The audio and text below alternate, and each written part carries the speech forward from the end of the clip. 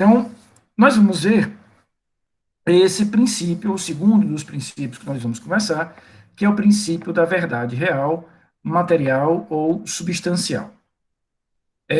Existe uma parte da doutrina, como eu dizia agora há pouco, que considera que esse princípio, Larissa e Larissa, não é mais um princípio fundador, essencial, básico do processo penal. Eu, pessoalmente, não compro essa tese, eu não compro essa ideia, eu me filio a uma outra parte da doutrina, que é um pouco menos radical, e, no meu olhar, um pouco mais técnica, que vai dizer, olha, o princípio continua existindo como um princípio essencial do processo. Apenas o que nós precisamos fazer, Vinícius, é ressignificar esse princípio. Em outras palavras, é compreendê-lo de uma forma diferente. A visão que nós tínhamos há duas, três décadas atrás, de fato não é a visão que a gente vai ter hoje.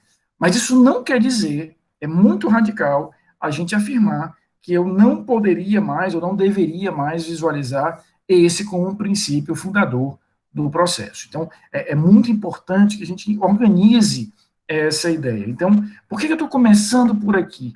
Porque não estranhe se vocês forem a algum doutrinador e ele lá, Yasmin, diga assim, não, a verdade real já não deve mais ser considerada como um princípio. Tudo bem, existe esse braço da doutrina. Mas a gente vai realmente perceber que a doutrina ainda dominante considera um princípio importante desde que ele receba um novo significado. E aí vamos aprender agora, vamos compreender agora o que é esse novo significado. Quando eu aprendi esse princípio, no finalzinho do século passado, aquela época, vocês não eram nem nascidos aqui, aquela época que a gente ia a cavalo para a universidade, né, a gente estava em papiros, né, usava aquelas penas, aquela coisa para escrever, né, muito diferente desse mundo tecnológico que nós estamos aqui em 2021,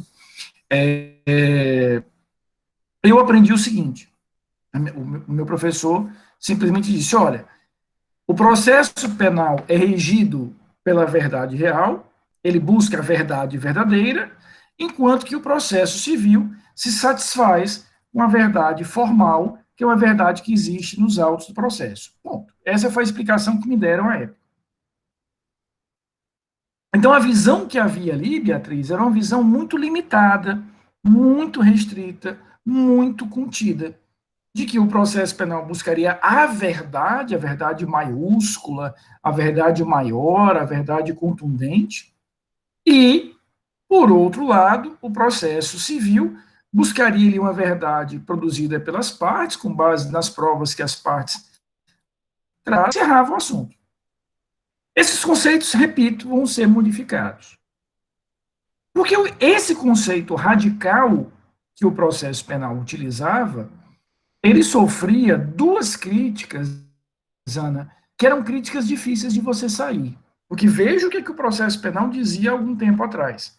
O objetivo do processo criminal é reunir, compreender, verificar a verdade absoluta, concreta, contundente, tal qual ela existiu. Olha que coisa tão intensa, né? Nós passamos a compreender que não é bem assim. Por quê? Porque, como eu dizia agora há pouco, duas críticas atacavam esse conceito de uma forma muito direta.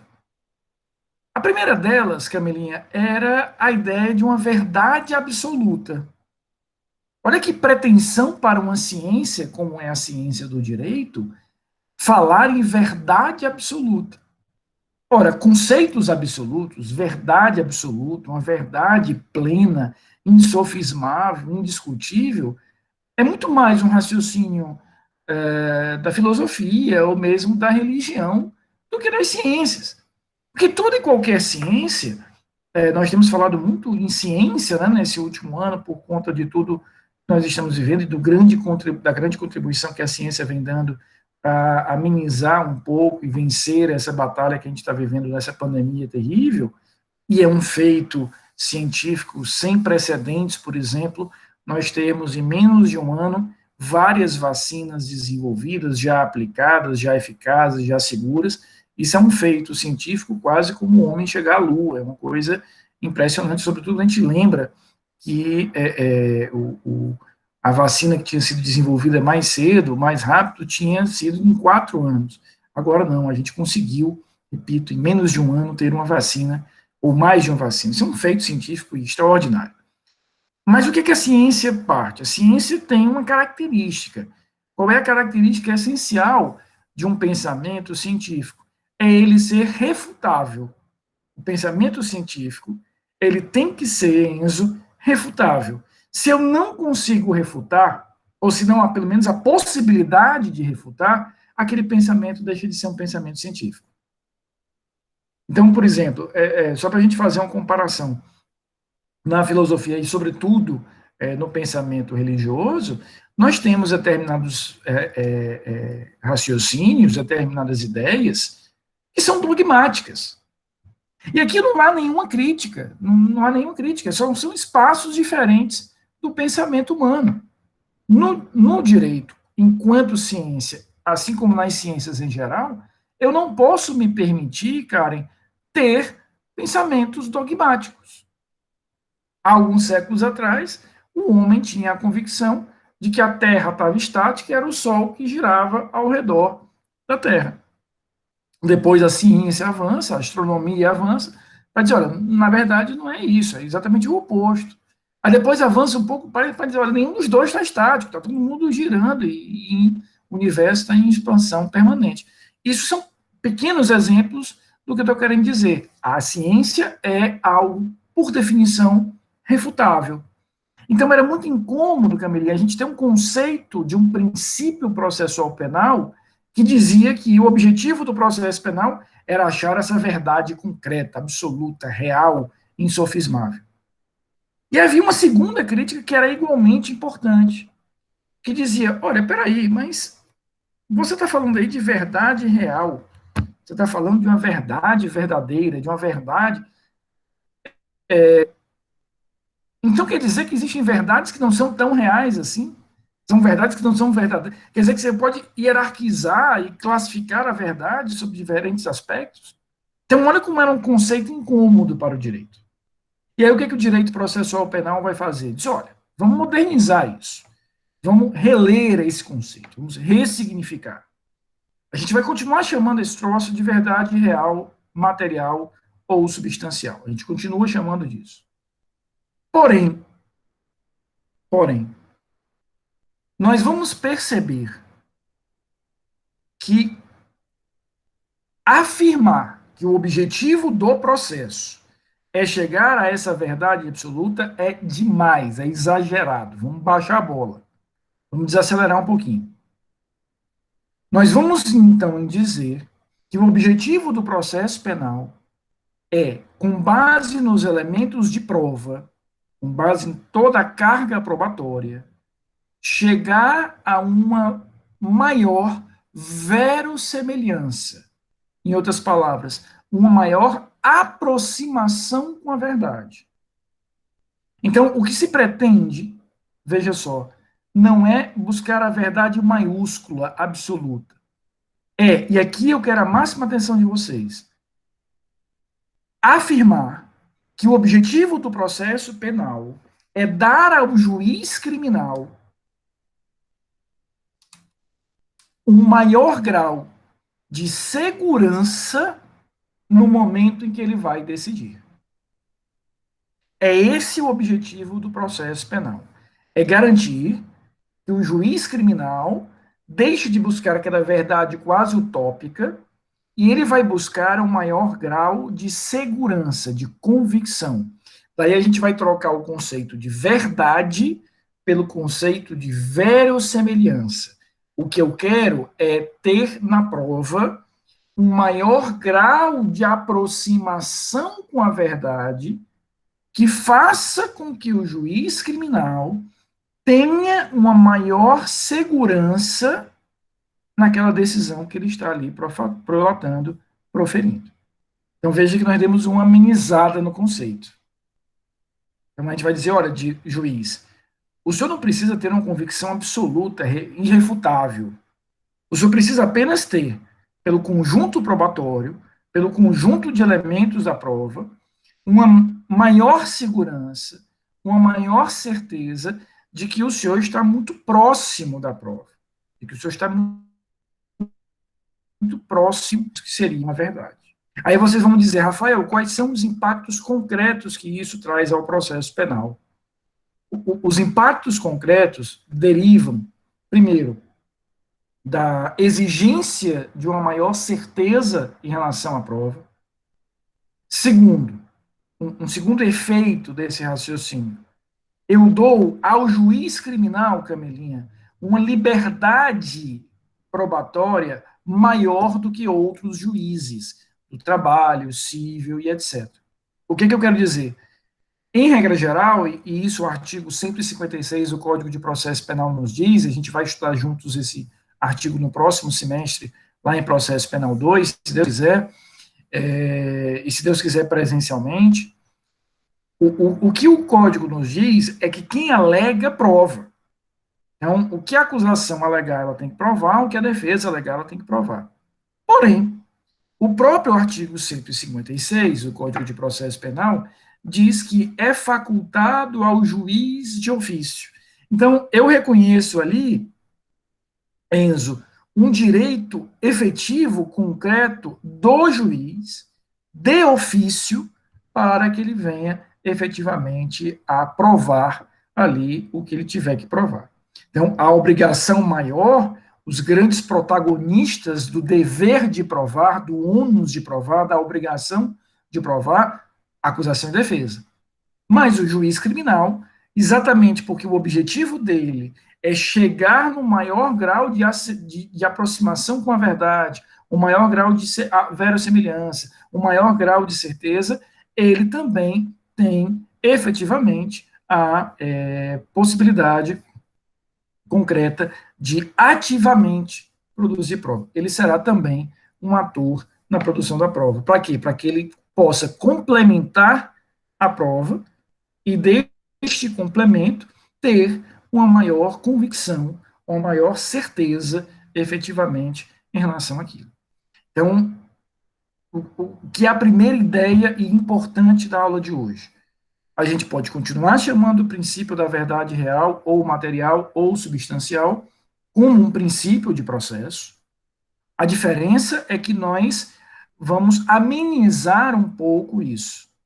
Se antes eu dizia tem que ser uma verdade absoluta, hoje eu vou dizer temos que ter uma maior aproximação possível com o que seria a verdade para garantir ao juiz a convicção, a segurança de que aquele fato aconteceu, de que aquele agente é o autor do fato e, portanto, ele deve e pode ser condenado.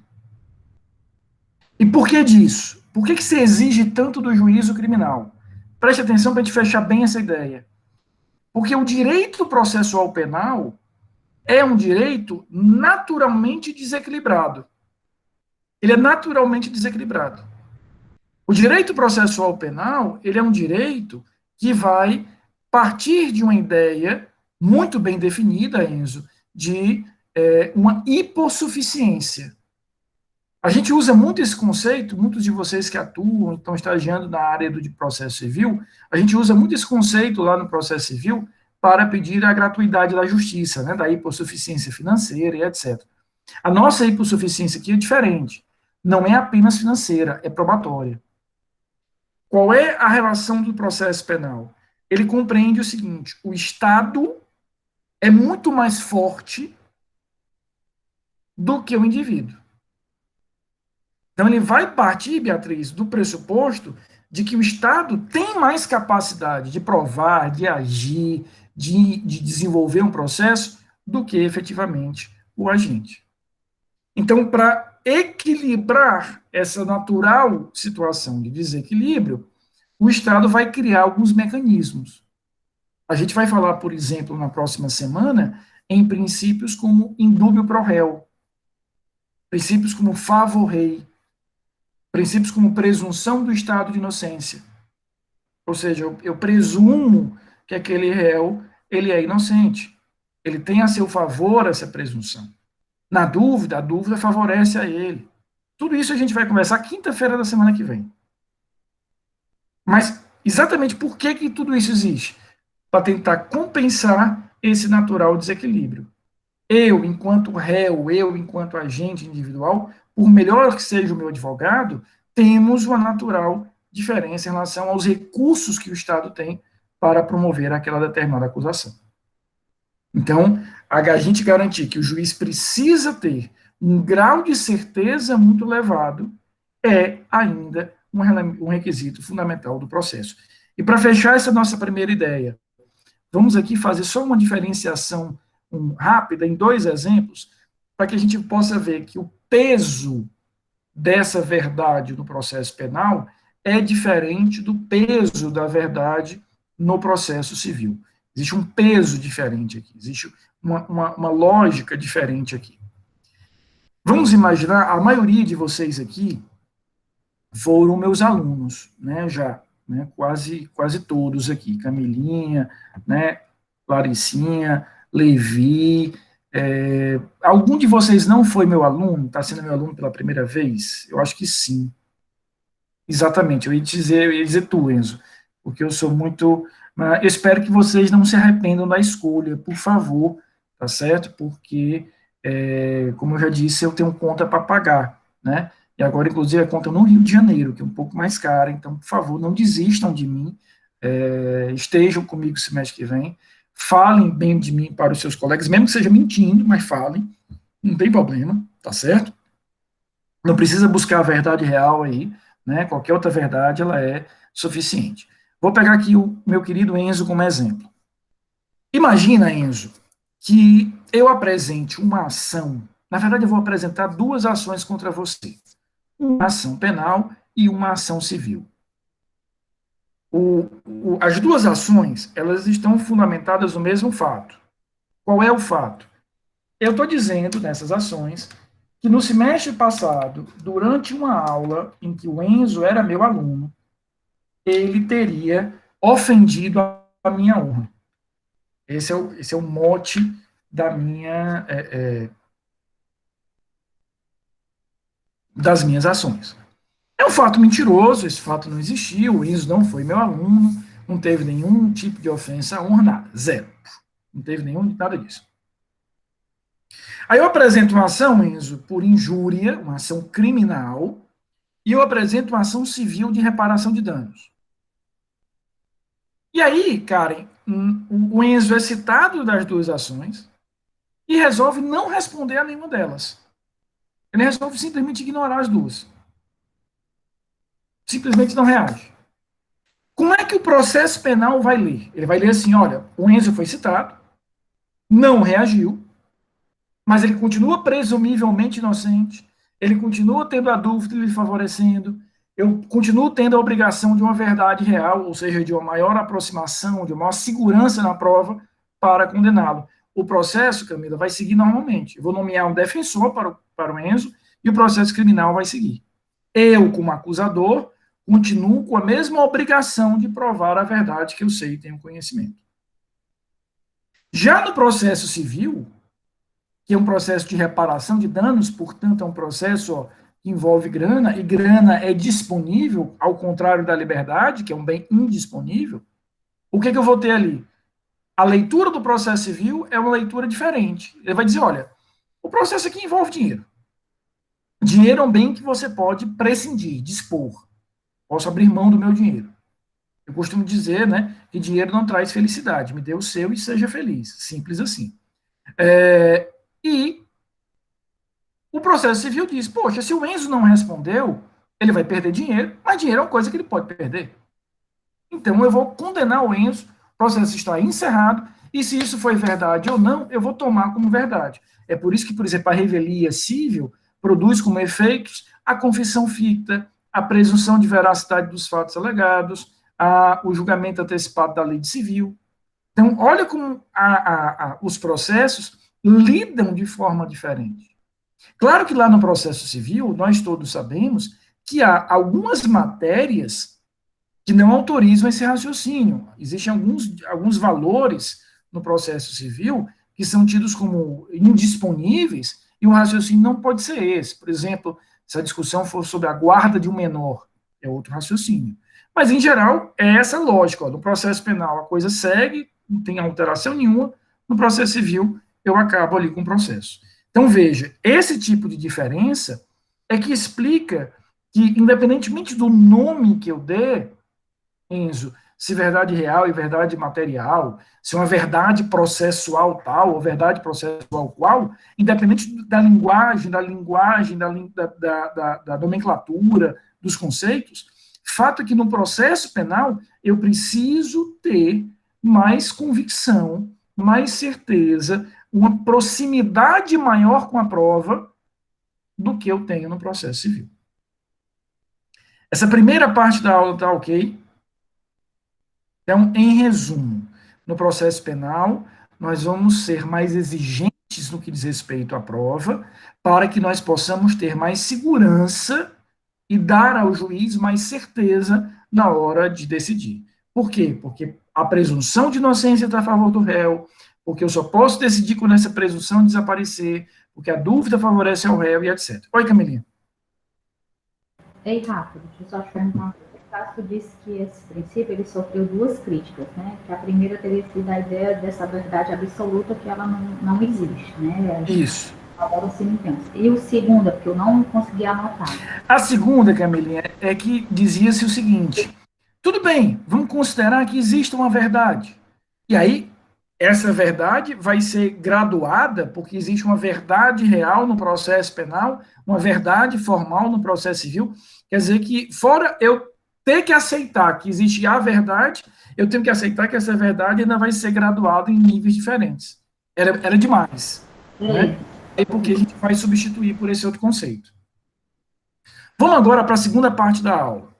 A gente já entendeu que o objetivo principal, ou seja, o que o processo foca lá na frente, é encontrar efetivamente essa verdade absoluta, conhecida hoje como verossimilhança, aproximação da verdade e etc. Só que este objetivo, ele não é um objetivo absoluto. Existem situações, Vinícius, em que o processo penal, conscientemente, porque ele quer, porque ele entende que é o melhor caminho, ele vai abandonar esse caminho de encontrar a verdade, ele vai deixar de seguir pela verdade real e vai resolver o processo de uma outra forma. Deixa eu explicar melhor do que eu estou querendo dizer. Em condições normais de temperatura e pressão, o processo vai sempre ser desenvolvido para que a prova seja produzida e, ao final, o juiz tenha a melhor condição de decidir com a maior aproximação possível para a verdade. Ponto. Ponto. Agora, há situações em que o processo penal, porque ele desejou, porque ele escolheu Levi, ele vai encontrar uma outra solução. Ele vai perceber que há solução melhor. Então, nós vamos estudar agora algumas exceções ao princípio da verdade real. Já entendemos o que, é que a gente entende por verdade real. Agora nós vamos perceber que isso não é absoluto. Há situações em que o processo será resolvido por um outro caminho. A primeira delas são os institutos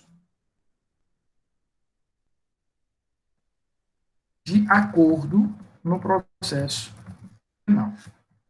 Nós vamos estudá-los aqui um pouquinho mais à frente. Alguns são dos juizados especiais.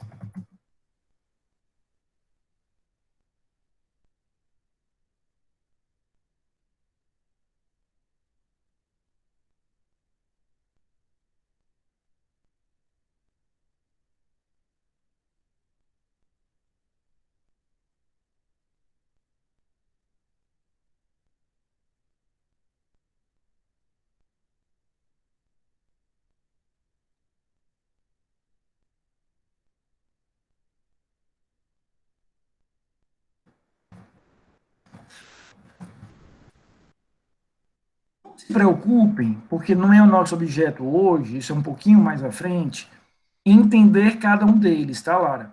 Eu apenas citei aqui para a gente poder entender. Mas o processo penal, em alguns casos, em algumas circunstâncias, por exemplo, logo, logo a gente vai estudar o tal do acordo de não persecução criminal, que foi a inovação trazida pelo pacote anticrime do ex-juiz, ex-ministro e ex-quase tudo, Sérgio Moro, trazido aí no finalzinho de 2019. Esses exemplos aí que eu citei para vocês, composição civil, transação penal, suspensão condicional do processo e o acordo de não persecução criminal, são situações nas quais o processo é resolvido através de um acordo. Então, aqui, veja só, Vinícius, o processo penal, deliberadamente, conscientemente, porque ele está afim, né? Ele diz: não vou buscar a verdade. Não me interessa, Karen, se esse fato aconteceu, não me interessa se esse agente é o agente causador do fato, eu vou encontrar aqui uma outra solução. Então, os institutos que permitem um acordo no processo penal, insisto, no futuro a gente vai estar cada um deles, abrem mão de buscar a verdade, permitindo às partes fazerem um acordo. Então, quando lá no juizado especial é feita uma transação penal, quando é feita uma suspensão condicional do processo, nas hipóteses, mesmo fora do juizado, e são muitas, que eu posso fazer o acordo de não persecução criminal, acabou. O fato existiu? Não sei. Você é o autor? Não sei. Porque o processo entendeu, já te ouço, Stephanie, entendeu que era melhor pacificar aquela situação através de um outro método. Qual é o outro método? O acordo. Diga, Stephanie. Professor, então não tem o trânsito em julgado? Tem. Nesse caso, haverá o trânsito em julgado, mas o trânsito em julgado não é baseado na comprovação do fato, é baseado na realização de um acordo permitido pela lei entre as partes. Eu não posso, por exemplo, e qual é o efeito do trânsito em julgado concreto aqui, Stephanie? Na hora que eu faço um acordo de não persecução criminal e eu cumpro esse acordo, nunca mais eu posso ser processado por aquele fato. Se não existisse o trânsito em julgado, eu poderia ser processado novamente. E aí isso geraria uma insegurança muito grande. A tua pergunta é muito legal para que a gente possa configurar exatamente que é uma escolha, que é uma opção. Né? Ele fez uma escolha de resolver o problema, não pela forma tradicional, que é processar, produzir prova e condenar ou absolver, mas por uma outra forma. Você quer perguntar de novo? Tá ok? Karen? Tá ok, professor. Todos eles existem requisitos específicos, tá? Todos eles não é em qualquer situação, em qualquer cenário, dependendo só da vontade do réu, não. Ele tem que cumprir alguns requisitos. Por exemplo, em alguns deles a gente vai ver que o requisito, Karen, é a recomposição do dano. Eu tenho que recompor, eu tenho que reparar o dano. Né? Uma segunda exceção são os institutos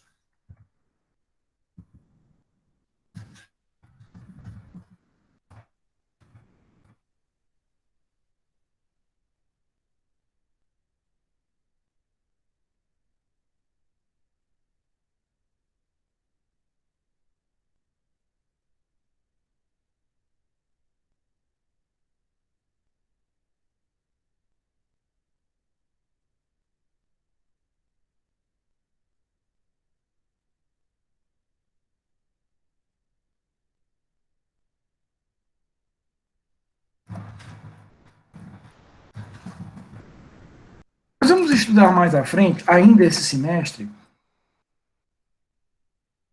a ação penal. Vocês já estudaram isso no direito penal 1, mas a gente aqui vai verticalizar bastante esse conceito.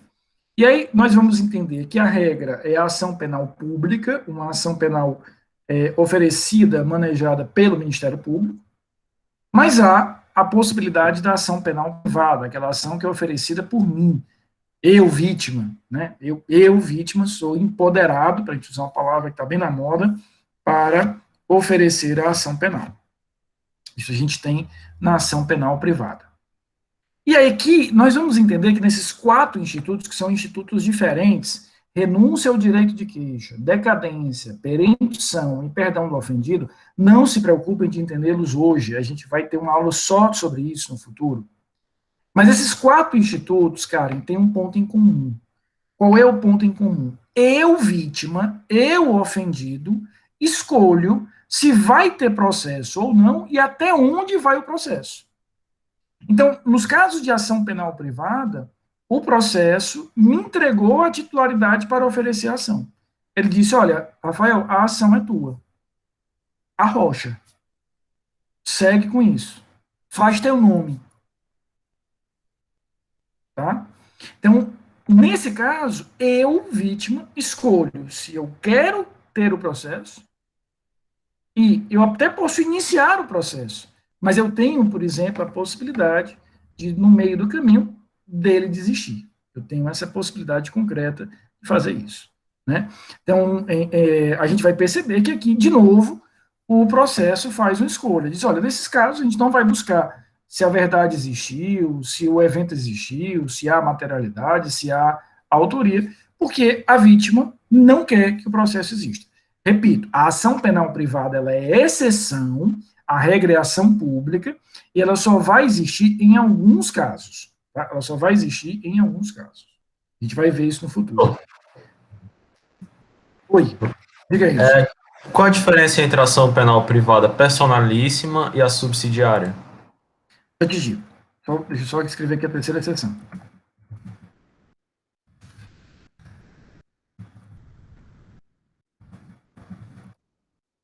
A personalíssima, ela só existe num caso no Brasil, que é o artigo 236 do Código Penal, que é um crime contra a família. A personalíssima, Enzo, ela é uma ação penal da vítima, obviamente, mas é só da vítima mesmo, ou seja, se a vítima morre, os sucessores dela, cônjuge, ascendente, descendente, irmão, não podem assumir o processo. Por isso que a gente vai falar de personalíssimo, porque ela depende da existência física da vítima. Diferente das outras ações privadas, que se a vítima morrer, uma dessas pessoas, companheiro, ascendente, descendente e irmão, podem ocupar o lugar dele. Então, por exemplo, se eu ofereço uma ação e morro, não, melhor, se vocês oferecem uma ação privada e morrem, né, vocês podem ser substituídos por uma dessas pessoas. Se a ação penal for dita pela lei que ela é personalíssima, e só temos um exemplo no Brasil, repito que é o artigo 236 do Código Penal, aí morre junto com a vítima a ação. Por isso que a gente vai falar de personalíssimo.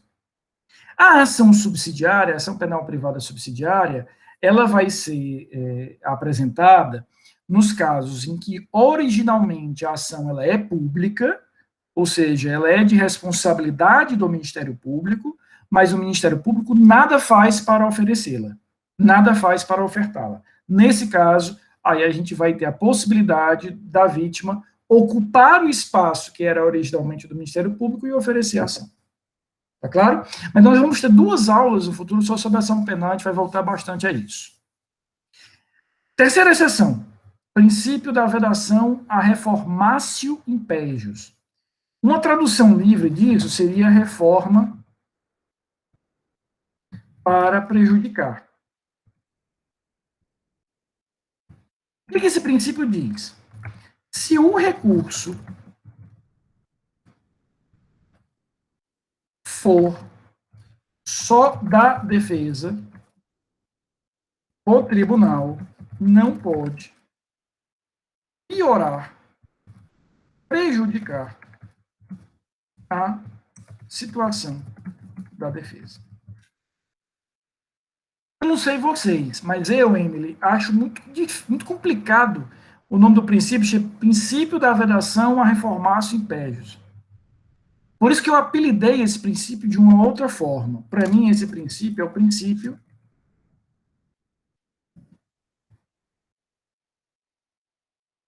princípio tiririca. Pior que tá, não fica. Tá? E é até uma mentira, né? Porque ele nos enganou. A gente até acreditou que não ia ficar pior, ficou pior, né? Mas, enfim, o princípio aqui é o princípio tiririca. Pior do que tá, não fica. E é muito simples a gente entender, não tem muito mistério. Há uma decisão, há uma sentença. Certo, Vinícius? Dessa sentença, podem recorrer a acusação e a defesa. Se ambas as partes recorrem contra aquela sentença para o tribunal pode fazer tudo. Ele pode piorar a situação do réu, por exemplo, aumentando a pena, e ele pode melhorar a situação do réu, por exemplo, absolvendo. Então, ele pode piorar e ele pode melhorar. Tudo é possível em relação a isso. Show. Agora, o que é que diz o princípio? Se desta sentença somente a defesa recorre, o Ministério Público não recorre, a acusação não recorre, se o recurso for exclusivo da defesa, o réu agora passa a ter uma certeza, Camilinha, a situação dele não vai ficar pior do que já está. Mesmo que o tribunal tivesse motivo para piorar, por exemplo, uma determinada qualificadora que deveria ter sido reconhecida na sentença, não foi, o tribunal não pode agregá-la, acrescentá-la, aumentar a pena por conta daquilo. Daí porque isso representa uma ofensa ao princípio da verdade real. Então, imagina que a pena abstrata daquele crime é de 5 a 15 anos. Imagina que o réu foi condenado a 8 anos. E só o réu recorreu. Só ele recorreu, Vinícius. A acusação não recorreu. Nesse caso, o tribunal ou mantém a condenação nos 8, ou diminui. Então, o que acontece quando o recurso é só da defesa? A defesa já não vai mais perder mais. Ela pode até não ganhar, mas perder, ela não perde mais do que já perdeu. E por que isso representa uma exceção à verdade real? Porque a verdade poderia ser reconhecer uma qualificadora, aumentar a pena por algum motivo, mas o tribunal fica proibido de fazer isso. Pior do que está, não vai ficar. Isso acontece se o recurso for exclusivo da defesa. A próxima exceção, ela é a radicalização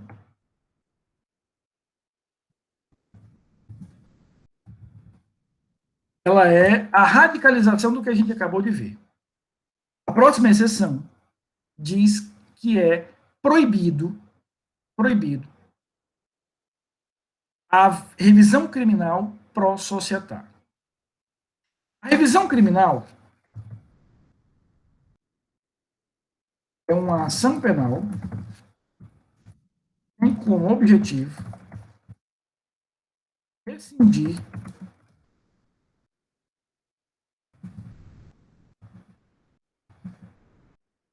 a coisa julgada. Ela tem como objetivo rescindir a coisa julgada. Claro, Lara. Vamos repetir logo, para a gente poder pegar o gancho aqui para o próximo. O princípio da vedação a reformatio impégios diz que se contra aquela decisão a acusação não recorrer, se a acusação não recorre, nesse caso, se o recurso for só da defesa, Lara, a situação do réu não poderá ficar pior do que está. Né? Então, se o tribunal percebe que a acusação não recorreu e aquele recurso é só da defesa, o tribunal não pode prejudicar o réu. Ele não pode, por exemplo, aumentar a pena, ele não pode mudar o regime prisional para um que seja pior. Imagina, por exemplo, que o réu foi condenado ao regime semiaberto. O tribunal não pode mudar para o fechado. Por quê? Porque o recurso foi só da defesa. A acusação teve a oportunidade de recorrer, mas não o fez. Então, aí o recurso é só da defesa nesse sentido. Ficou claro, Larinha? Posso seguir? O princípio próximo, repito, é o princípio da proibição da verdade, da revisão criminal pró-societária. O que é a revisão criminal? A gente vai estudar isso no finalzinho do próximo semestre. A revisão criminal, ela é uma ação penal, ela é uma ação criminal que tem como objetivo desfazer a coisa julgada. Então, houve um processo, houve uma decisão. Aqui, Stephanie, operou-se a coisa julgada, portanto, o processo está estabilizado, cristalizado. Aí eu ingresso com a revisão criminal para desfazer essa coisa julgada. Ou seja, eu vou rescindir a coisa julgada. Só que o legislador processual penal, ele fez uma escolha. A revisão criminal é exclusiva da defesa. É exclusiva da defesa. A revisão criminal, só a defesa pode apresentar. Ninguém mais pode, em nome de apresentar aquela revisão. Então, imagina, Alexandre, a seguinte situação. Vou radicalizar aqui. O réu é absolvido por falta de provas. Não teve prova, indúbio pro réu, absolve. Transita em julgado. Transitou em julgado. Ou porque ninguém recorreu, ou porque se usou todos os recursos que podia. Transitou em julgado. Aí o réu vem, Camila, e diz, ó, juiz, eu queria falar com o senhor uma coisa. Pois não, eu queria só dizer que fui eu mesmo. E o senhor é um vacilão. E o Ministério Público é um vacilão. E não conseguiram provar. O que é que pode acontecer com esse réu? Pode acontecer um mal de peia grande, mas do ponto de vista jurídico, nada. Por quê? Porque a ação que desfaria, desfazeria, rescindiria a coisa julgada, que é a revisão criminal, ela é exclusiva da defesa. E ela é exclusiva da defesa porque assim quis o legislador. Ele quis dar à defesa essa segurança. Então, veja, por que ela representa uma exceção à verdade real? Porque a verdade estaria em reconhecer a autoria, reconhecer a materialidade. Mas nós criamos um obstáculo intransponível, que é a coisa julgada. Por que eu disse que essa quarta exceção é a radicalização da anterior? Porque na anterior, o que eu disse? O Ministério Público, Lara, não recorreu, portanto, para ele transitou em julgado, mas a defesa recorreu. Aqui, nenhum dos dois recorreu. Nenhum dos dois veio recorrer. Então, eu não tenho mais, efetivamente, o que fazer aqui. Só quem pode modificar aquela decisão será a defesa. A quinta e última exceção que eu vou tratar com vocês é a vedação ao uso de provas ilícitas. Esse princípio representa uma exceção, Levi, à verdade real, porque aqui, Júlia e Júlio, a gente vai entender que os fins não justificam os meios. Eu não posso, em nome da busca por essa maior segurança, por essa maior verossimilhança, por essa maior certeza, atropelar tudo e dizer que qualquer coisa pode ser provada. Então, o caminho que eu vou ter que seguir para chegar nessa verdade real é um caminho de licitude. Então, eu não posso justificar pela verdade real o uso de uma prova ilícita. A jurisprudência, ela só admite uma hipótese, o uso da prova ilícita. É quando essa prova ilícita favorece a defesa e é a única prova que a defesa tem. E por que a jurisprudência entende assim? Porque aí há o predomínio do princípio da ampla defesa. Nesse caso, haverá o predomínio do princípio da ampla defesa. Queridos, está claro tudo isso? Gostaram da aula? Está tranquilo? Dúvidas? Diga, Camilinha. Rafa, nesse caso aqui que eu estava falando, é quando, por exemplo, o cara colocou um grampo no telefone de um cara sem autorização do juiz. É isso, mais ou menos? Aí já é isso, mais ou menos. Exatamente. Ou seja, eu não... que a interceptação telefônica, Camilinha, traga a melhor prova do mundo, eu não posso utilizá-la porque é uma prova ilegal. Agora querer utilizar por isso. Agora, se essa prova é a única prova que a defesa tem, aí ela vai poder utilizar. Tá certo, entendi. Aí, para a gente fechar bem essa ideia, ela vai poder utilizar, Camilinha, para ela se safar, não para acusar outra pessoa. É só para ela escapar. Porque aí há um choque entre o princípio da vedação ao uso de provas ilícitas e o princípio da ampla defesa, que é o princípio que a gente vai ver na próxima aula. Aí a ampla defesa ganha. Então, Rafa, nesse caso é assim, eu estou conversando contigo, eu tenho culpa, aí para eu me livrar dessa culpa, eu uso essa conversa contigo. Embora ela te implique, mas não vale para ti, vale para mim. Vale para você escapar, não vale para que eu seja condenado. Tá certo. Tá bom? Estamos gostando do ritmo da aula, tá legal? Dá para acompanhar bem? Vocês sabem que eu tenho uma preocupação muito grande com isso, mas está dando para ver bem. Queridos, bom final de semana, tá certo? Fiquem bem. Eu já fiz a chamada aqui durante eu falando e eu fazendo a chamada. Fiquem muito bem e a gente se encontra, se Deus quiser, na próxima terça-feira. E aí já com o cenário normal e regular, tá bom? Bom final de semana a todos. Até semana que vem.